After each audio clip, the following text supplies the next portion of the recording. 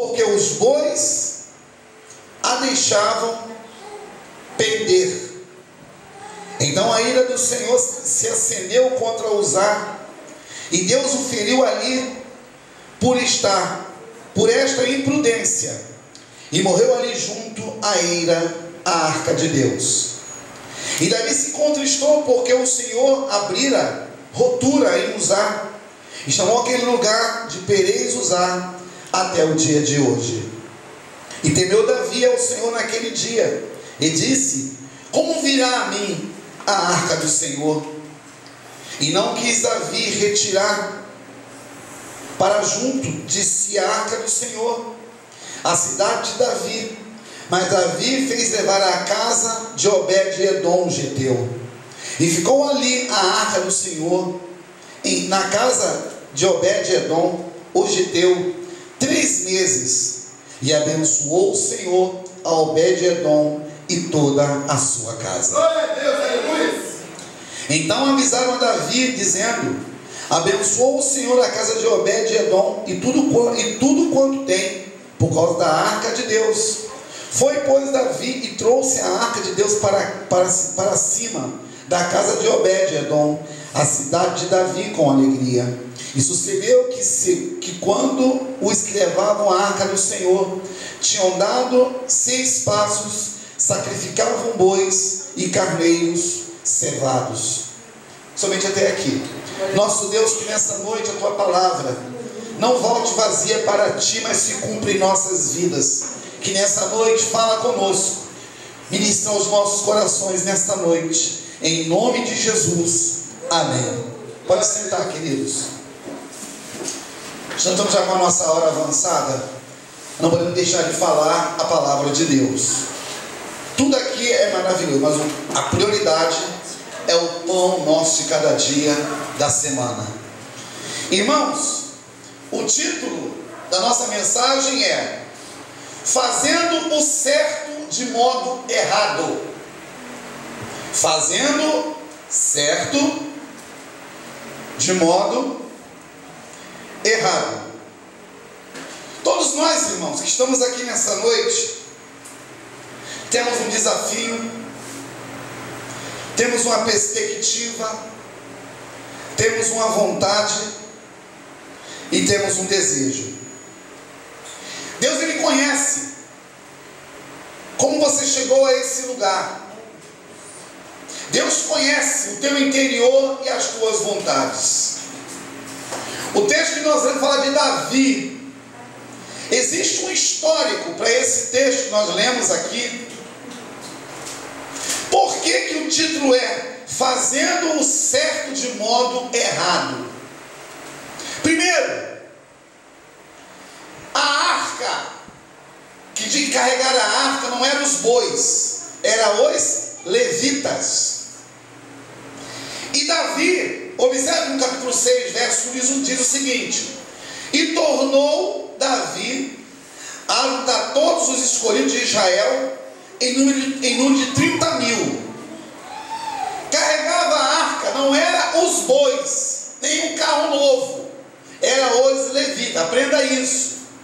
Por isso que o título é Fazendo certo de modo errado, porque a arca simbolizava o que? A presença de Deus. Então, os bois, eles foram privilegiados de poder trazer sobre os seus lombos algo especial. E Davi, ele foi imprudente de separar 30.000 homens escolhidos e colocar num carro novo. A arca deveria estar sobre os levitas.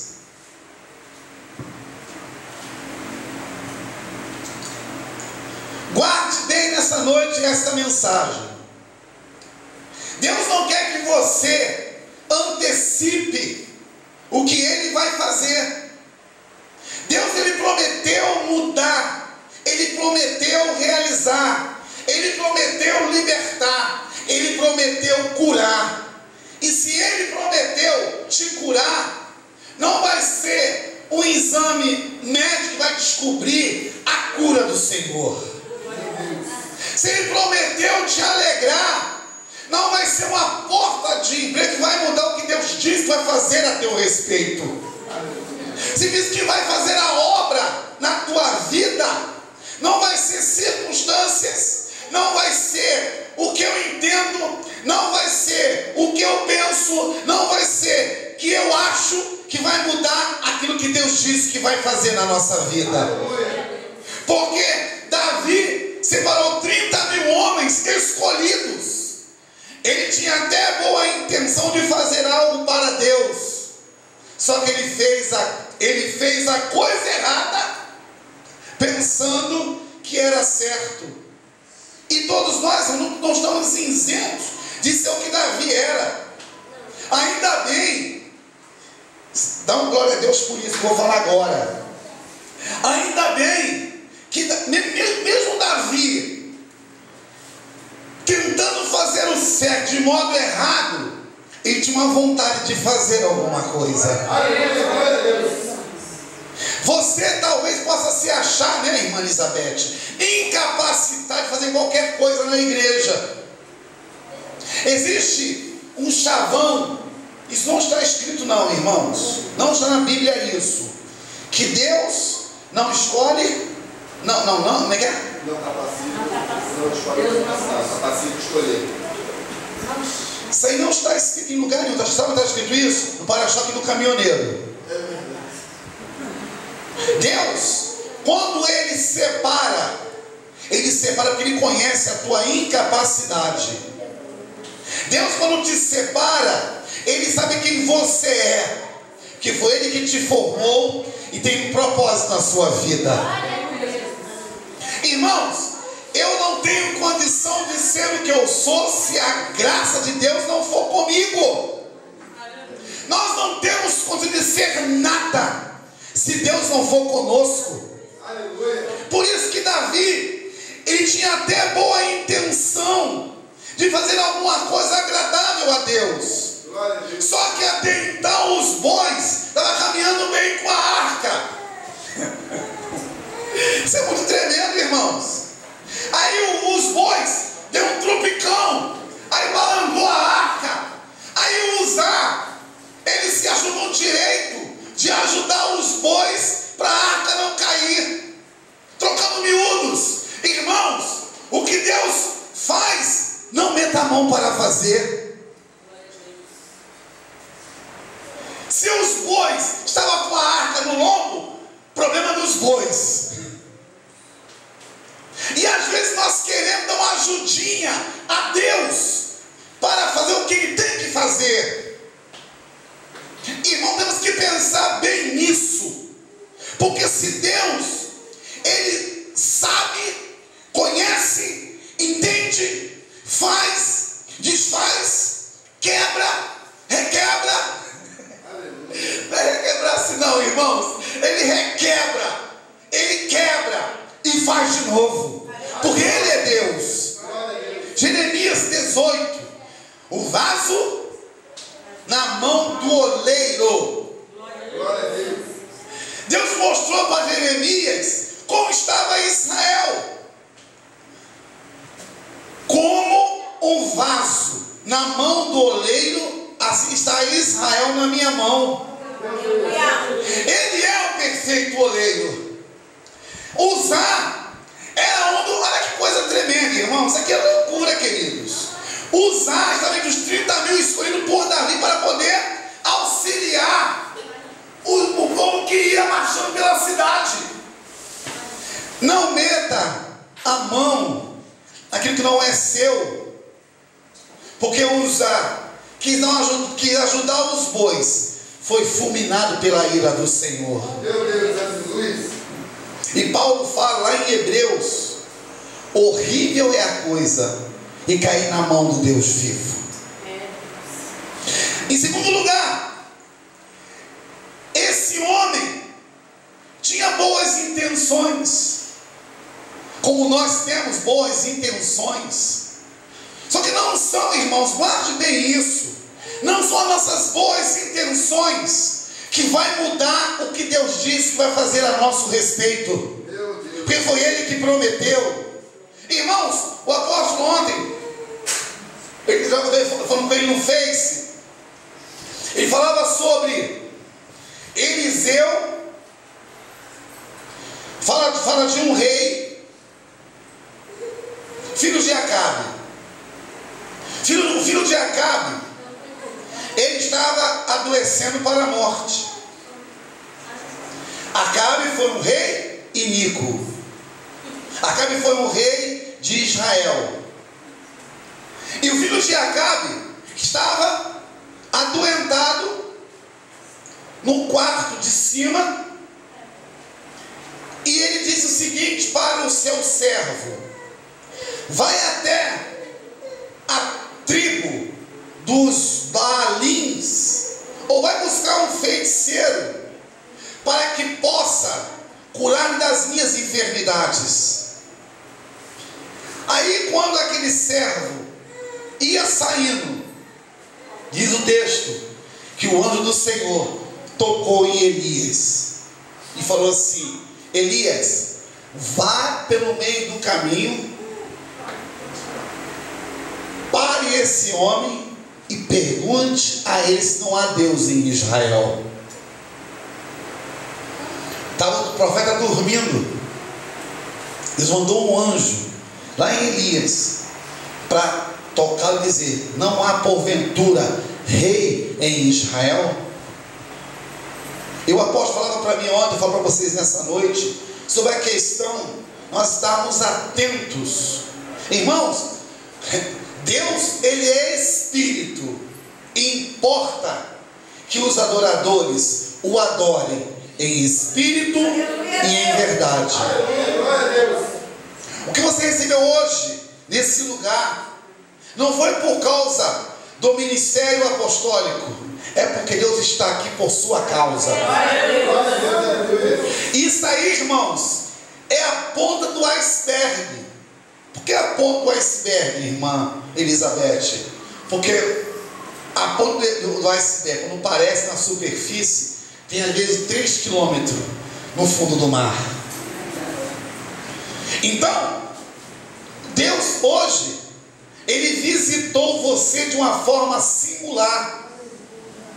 E Ele falou para cada um de nós de forma singular. Disse assim: o tempo nesta casa está acabando. Porque Ele sabe que nós temos vontade de fazer mais e com liberdade. Aleluia. Nós não vamos fazer como Davi fez, as coisas certas de modo errado. Vamos fazer certo, com os modos certos, para que o Senhor da casa faça a obra que Ele prometeu. Temos que ser, irmão, nessa geração, diferentes. Irmão, eu tenho no meu Face tantos apóstolos, pastores e bispos. Irmão, eu fico triste, eu fico muito triste quando eu vejo assim: o apóstolo tal, campanha para tal. Aí vem assim: apóstolo tal, fazendo tal campanha em tal lugar. Hoje, irmãos, nós não precisamos de campanhas para que a bênção chegue na tua casa. Como diz o meu apóstolo, ser leal ao nosso Deus e às nossas lideranças. Aleluia. Quando você é leal à sua liderança, Deus vai te honrar e Deus vai te abençoar. Porque a bênção começa no altar. No altar começa a bênção. O pastor da Sé, a pastora Reis, tem por obrigação de ser bênção na tua vida. Aleluia. Eu tenho por ser bênção na sua vida, porque assim nós vamos multiplicar, crescer, abençoar e sermos abençoados. O apóstolo falou assim ontem para mim, falou assim: fala com o povo do seu ministério, fala com os pastores, para permanecerem leal e fiel, porque Deus vai honrar você e a eles. Aleluia. Eu tenho um pai espiritual, eu não quiser pela minha vida, eu sou obediente a Ele, e eu não tenho assim intenção certa para fazer as coisas erradas, Porque a nossa carne luta contra o espírito. Existe uma guerra entre a tua vontade e a vontade de Deus. Por isso que aqui o texto diz que Davi, ele ficou com medo. Sabe por quê? Porque ele falou assim, veio assim, fiz besteira. Porque foi um fulminado com a minha boa intenção. E às vezes, irmãos, guarde bem isso. Existem pessoas, muitas vezes feridas, machucadas, arrebentadas, por causa da nossa boa intenção. Aqui no texto que alguém foi sacrificado por causa de uma boa intenção. Nós ministramos aqui na sexta-feira sobre cura interior. Irmãos, aqui nesse bairro, nós não temos uma estatística ainda.